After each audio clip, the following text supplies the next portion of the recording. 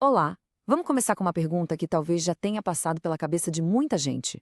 Por que a cultura ocidental tem uma relação tão complicada com o prazer sexual? Hoje a gente vai investigar as raízes dessa ansiedade e, para isso, vamos focar em um único homem, cujas ideias acabaram moldando a nossa moralidade por mais de 1500 anos. Pois é, essa é a grande questão. De onde vem essa desconfiança toda, essa tensão profunda em torno de algo que é tão humano? A resposta, em grande parte, nos leva a uma figura central na história do pensamento. E para encontrar a raiz do problema, a gente precisa conhecer o homem que construiu, tijolo por tijolo, toda a estrutura teológica para essa ansiedade. O nome dele é Agostinho de Hipona. Mas olha só, antes de virar santo, Agostinho foi um homem de paixões, e a vida pessoal dele é a chave para a gente conseguir entender as suas ideias, que eram bem radicais. Por mais de uma década, a vida de Agostinho foi algo que ele mais tarde condenaria com todas as forças. Ele tinha uma companheira com quem viveu por 12 anos, teve um filho e era membro dos maniqueus. E o que eles acreditavam? Que o mundo material e, por consequência, a procriação era algo diabólico. Por causa disso, ele praticava contracepção, uma ironia que, como a gente vai ver, se torna crucial mais pra frente. Aos 29 anos, por pressão da mãe, ele mandou embora a mulher com quem viveu por tanto tempo. O objetivo? Preparar o terreno para um casamento que fosse socialmente mais aceitável. E esse ato, nas palavras dele mesmo, deixou uma ferida profunda e que não parava de sangrar. Toda essa confusão interna, essa dor pessoal, acabou preparando o caminho para uma das conversões mais famosas e impactantes da história.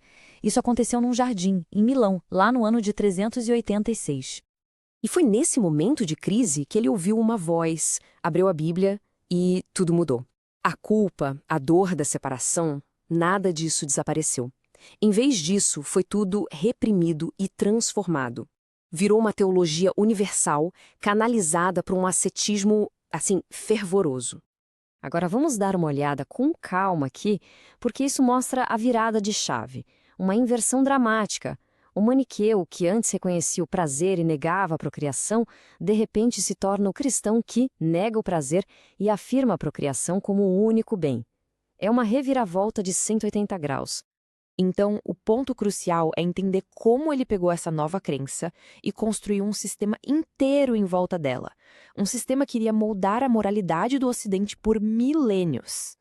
O centro de todo esse sistema era o conceito do pecado original, só que ele adicionou uma ideia completamente nova e bem radical sobre como esse pecado era passado adiante. Agostinho criou uma espécie de cadeia lógica. Ele pensou: a vergonha que Adão e Eva sentiram nos seus genitais era a prova.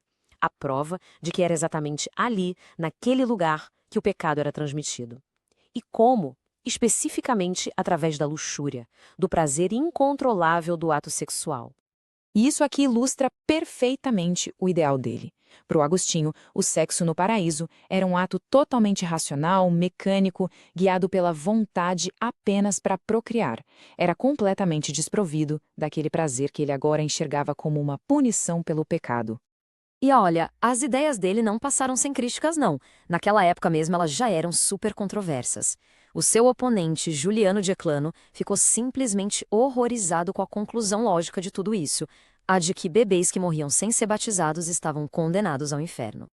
Apesar de toda essa oposição, a visão de Agostinho foi a que prevaleceu.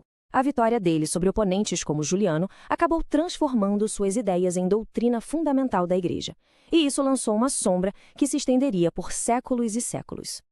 Essa estrutura de moralidade sexual que ele criou se tornou a visão dominante. A gente vê o eco das ideias dele em Tomás de Aquino lá no século XIII, no puritanismo do século XVII e até em documentos papais do século XX, que condenavam a contracepção usando a mesmíssima lógica agostiniana.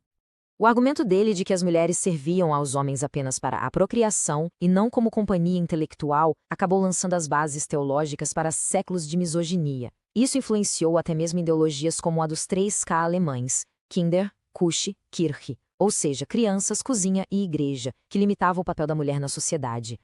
Agora, chegamos num ponto que é fascinante, a profunda ironia da história.